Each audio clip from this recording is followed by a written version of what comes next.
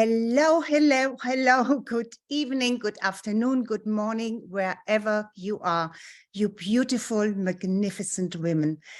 This is Dr. Angelika Christie, your show host of the show, Your Radiant Life After 45.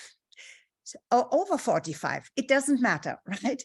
This is a show for women who want more from life, who want to improve their health, their relationships, their fitness, their purpose in life, and just want to learn and to share about all of the things that are important. Yes?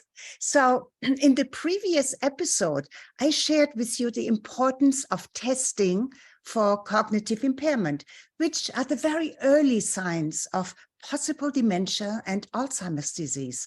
And if you haven't watched episode 1 or episode 2 yet, please do so, because there is a little bit of a sequence.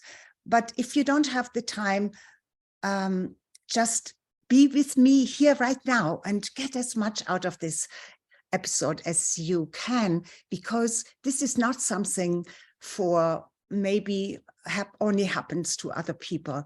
Dementia and Alzheimer's disease are on the rise, and we are all in danger of it. So what is really important is to monitor any changes in your cognitive performance. That may happen over time, and track those changes. And if you have been diagnosed with first stage dementia, you must track the changes in the disease progression, especially so that treatment becomes more effective. But as I have said in the previous episodes, there is no pharmaceutical solution for this. So the prevention and the lifestyle changes and detoxification, all of that is more important. So I suggested that you include these changes that you may notice in your daily or weekly journaling. Or if you have not journaled yet, to start journaling about what you experience from day to day or week to week or month to month in your ability to, for example, solve problems, remember names, remember events, or just general differences in your behavior and how you feel, what is going on in your body, what is going on in your surroundings, how you perceive things maybe a little bit differently. All minor changes that you become aware of. And you may think that this is tedious, but it is so helpful. For example, you can imagine how important such a record of events or progressions is when you see a neurologist or a physician or a scientist who studies this and knows so much about at which level you are, at where you are, and what you may need to do. He needs so much information, or as much information as possible from you, and so that he can create and then share with you a comprehensive picture, diagnosis, and even a treatment. We know that there is not yet a medical treatment for either dementia or Alzheimer's disease. No pill to swallow, no surgery, no radiation, no chemo, nothing. Yes, Big Pharma has formulated pharmaceuticals and pills, but they are utterly useless, with little or no power to reverse this disease. So even though we can make use of pharma or treat cancer and heart disease, the brain, when it comes to dementia and Alzheimer's disease, cannot be cured. This is heavy. I know it is heavy. But I wanted to end the previous episode by talking about the effects of toxicity, the effects of toxicity on your brain, and how cleansing your brain from toxic substances is so important, and it is available through natural concoctions and treatments. And I don't want to go into this here, but maybe I have a bonus or an add-on where I will talk about that. And then finally, the importance of oxygen in your blood and oxygen flow in your blood as well, because it is important. The last episode, I just ran out of time. Therefore, I'm finishing the brain health episode with this one, which is then becomes a trilogy. So if you have not listened to the first or second episodes, please do so. It will give you a more complete understanding. And as always, there is so much more to know and apply, right? We know this. Dr. Bredesen highlights 3 critical factors for early prevention and potential reversal of Alzheimer's and dementia. And he is kind of one of the forerunners and head of the research on this. Highly important are blood flow, ketone levels, and testing for toxicity. Here is why they are vital. For example, blood flow. Impaired blood flow to the brain can contribute to cognitive decline. And as I have personally experienced, impaired blood flow can trigger a TIA, which is a transient ischemic attack, also a mini stroke, as it did for me after I had COVID in 2020. It was a rather mild mini stroke for me. Well, mini says already mild, but there are even different degrees in mini strokes. Yet something always suffers when a few million or more brain cells die due to toxicity or a lack of oxygen or a lack of blood flow. Therefore, it is so important to optimize blood flow. So how do we do this? Well, the easiest way is through regular exercise. And even though walking is nice when you do it outside, a gym,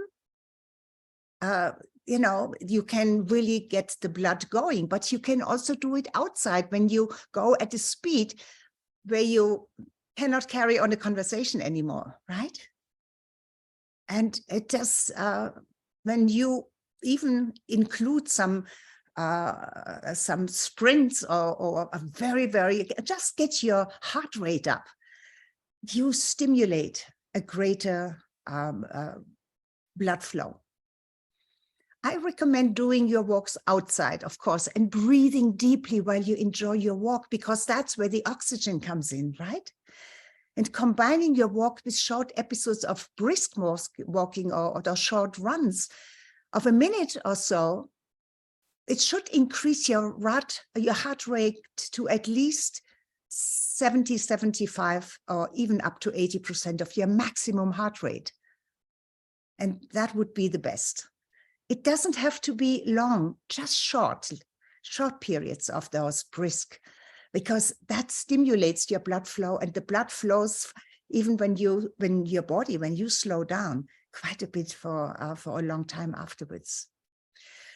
And then learn how to breathe properly. Most of us breathe too shallowly. I highly recommend yoga and the added art of what is called pranayama, the art of breathing.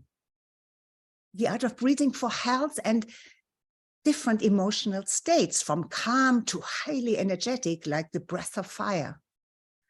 I used to teach yoga. You may or may not know that I studied and practiced naturopathy and wellness through Reiki, hypnotherapy, mindfulness, and other spiritual practices as acute self-awareness and self-knowledge. And I believe this is so important that it's a study that never ends. The more you learn about yourself, about how your body and how it functions and how you can support it in your maximum health, the better, the happier, the more full and beautiful your life gets. And I believe one lifetime is not even enough to learn and understand all about the miracle of your life, your body, your mind, and including as well as beyond your physical body, how everything is connected to the greater matrix of energy, the infinity, the divine. Yes, the entire universe and all of time and space are part of you, of me, of everything that exists. Oh my, maybe I went a little bit too far here for some of you. But if you want to hear more about the mystery of our existence, I am happy to dive into this exciting part of possibilities in another episode. So check and always come back for more. Forgive me for venturing out of what the theme of this episode is, at least for a little bit. But we are exploring how we can prevent and also reverse the early stages of dementia and Alzheimer's disease. So stress is a big factor in affecting the brain. We already know this, right? Therefore, stress reduction, mindfulness, and everything that brings your stress level down are so important in the world we live in now, which it's overwhelming attention grabbers, and they pose a real threat to our peace of mind. Problems with sleeping, at least sleeping well, are higher than at any time in history. And we know how, excuse me, I'm just coming over a cold, so excuse me. And we know now that the only time the brain can really flush out its accumulated toxins, including sorting out mental stressors, is when we sleep, and sleep well, rather than working on the computer or tossing and turning throughout the night because we have unresolved problems.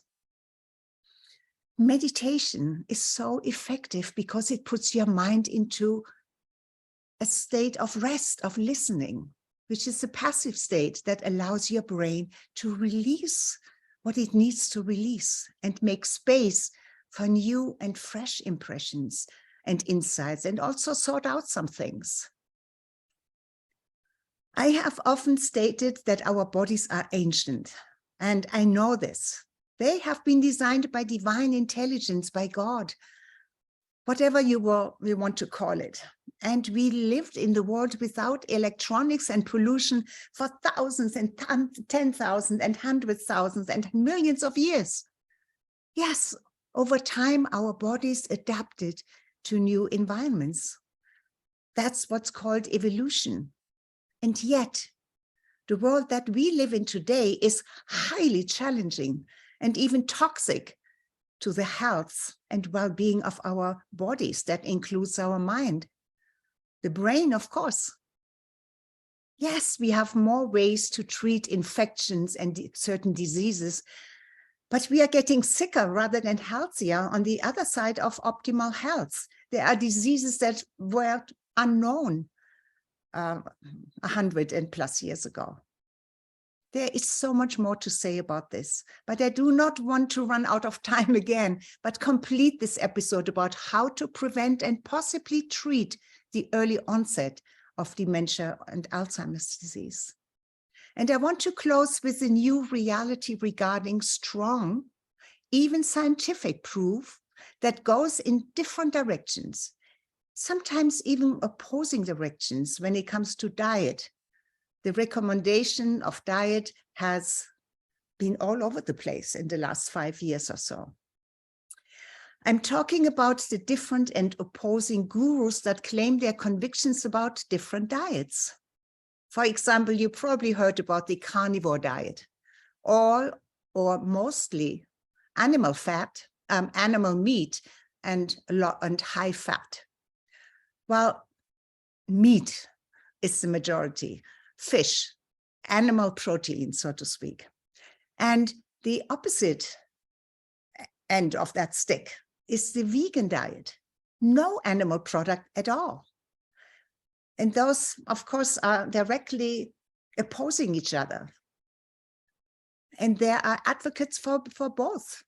Then there is the Mediterranean diet, which is not new. And I recommend it. Newer is the keto diet. And I want to close with this now, because I am sure you have heard about it, because it is all over the internet.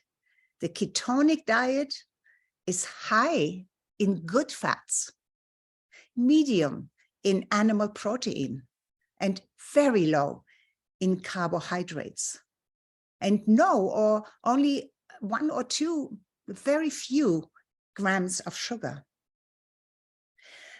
I actually believe that the keto diet emerged from the metabolic syndrome that is much of our time's reality due to the high empty caloric intake, all of these prepackaged foods, all of the simple carbohydrates that has such low nutritional value.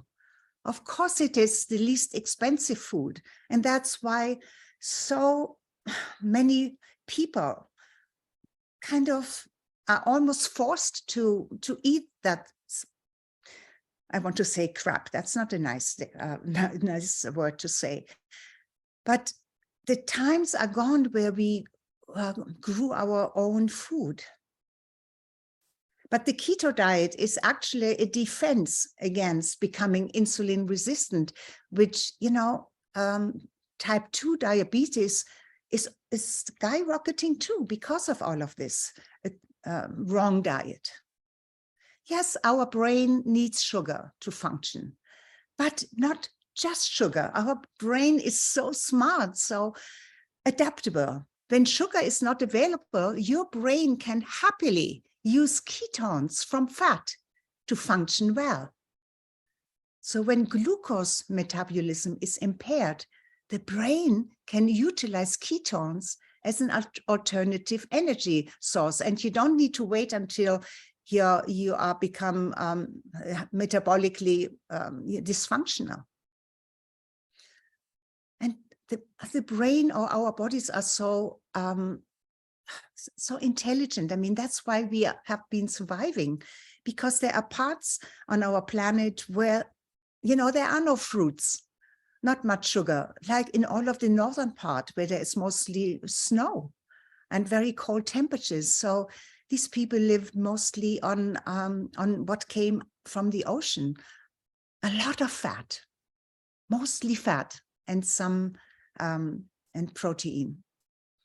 And they were very, very healthy. So for all of us that don't live in those extreme parts of the world, adopting to a low carbohydrate and high fat ketonic diet may increase ketone production that can provide the energy the brain needs.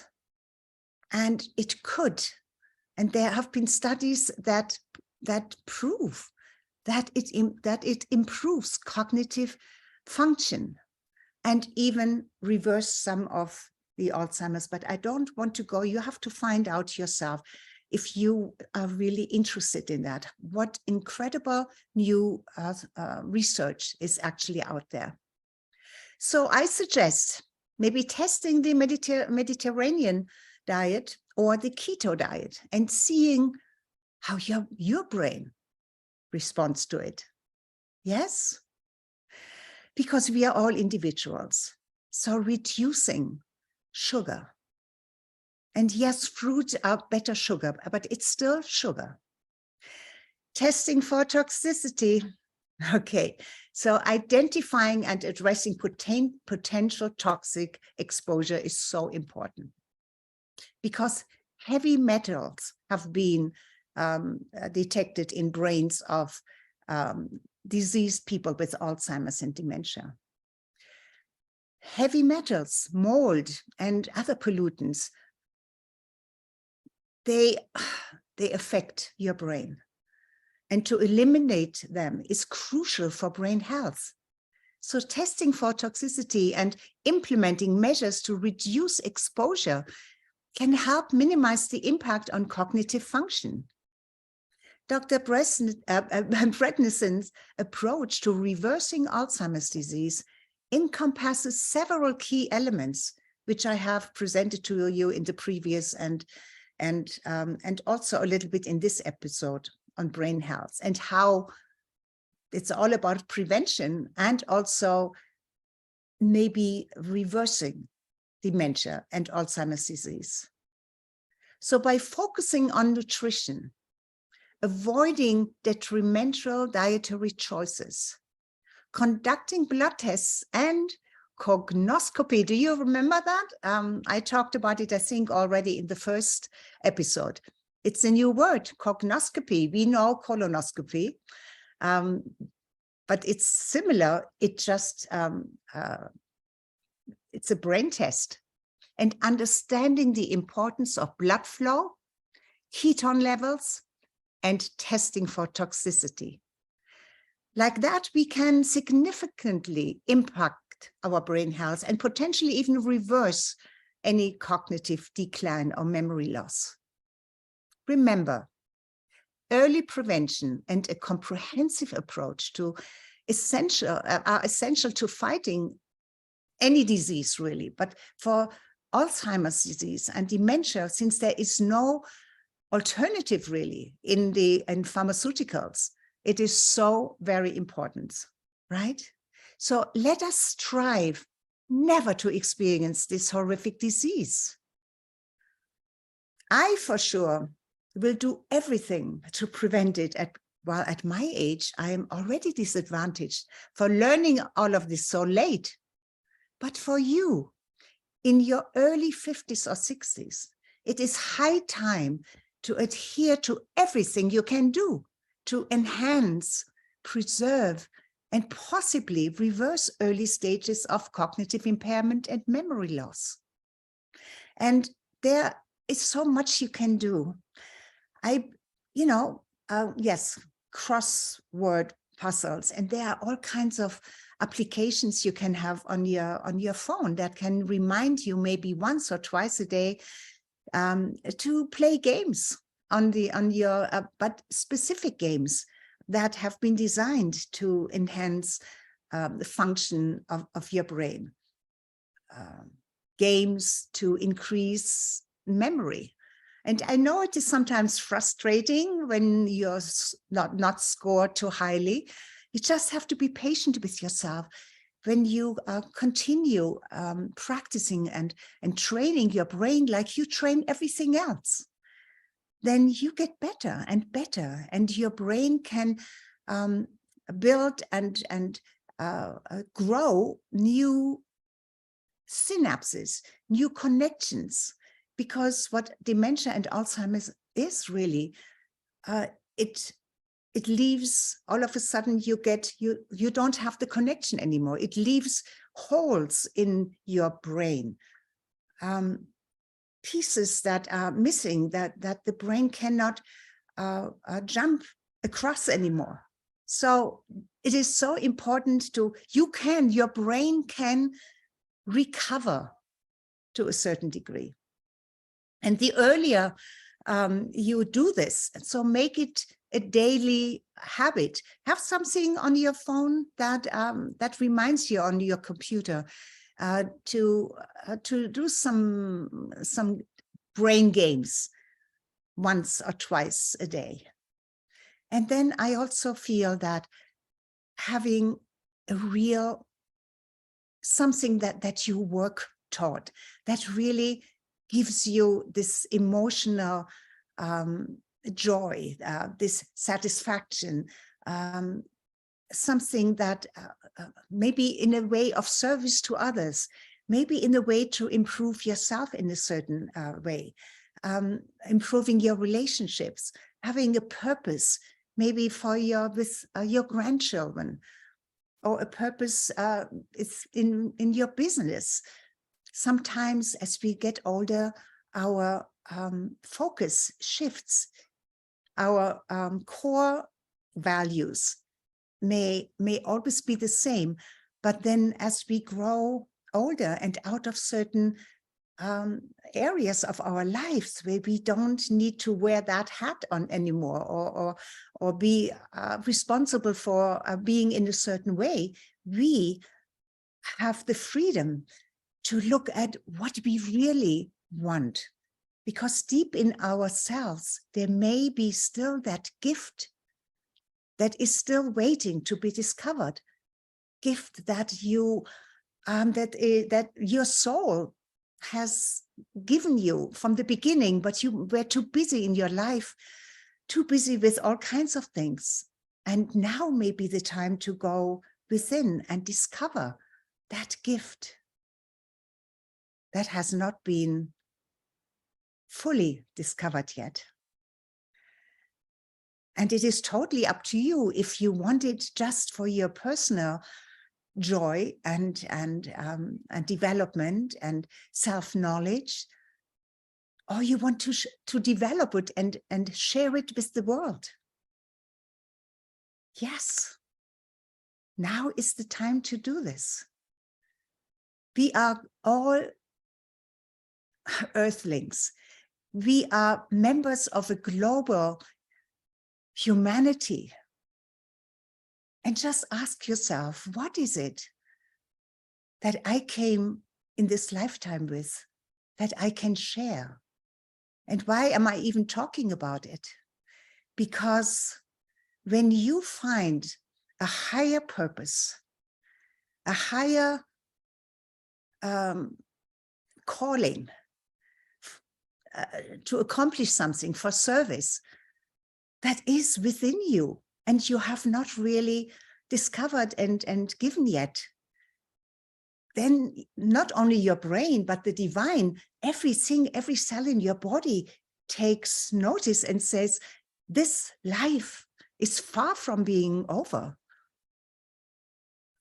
Because truth is, biology does not really care for us to be around much after our productive years, right? That's why hormones and everything is on the down track after, definitely after menopause. So your brain is so important. And when you give it something else to do, something else, something important to focus on, with everything that I talked about before, that can enhance it and preserve it and possibly reverse early stages of cognitive impairment and memory loss. Your brain is everything. Why am I saying this? I mean, just think about it. You can replace a limb, right? You can even replace an organ. There have been hearts that were transplanted, and livers and kidneys, and there is so much that can be done. Or you can live with half liver or one kidney. All of this is possible, but you cannot live with half a brain. And you cannot replace your brain, ever. Have you ever thought about this? So then why not treat it with the utmost respect and care? Yes? So this is to your radiant life after 45. So all of my love for you who are listening to me, for you who are coming back live to be live with me and have the opportunity in the second part to ask me questions so we can collaborate and see how we can help each other for all of those, because there's always a collaboration. Not one person knows everything, right? So I invite you to come to my show. And if you cannot make it live, because it is at a particular time, every Saturday at 3 o'clock Eastern time or 12 Pacific time. I think that's how it is, how it is posted. Make it live if you can, but otherwise take the advantage of being able to see and to pull out and watch other episode. This is all for me today. All of my love goes to you, like always. I love you. I cherish you. Make it an amazing day. Make your life magical, because you have everything you need within you. Bye-bye for now.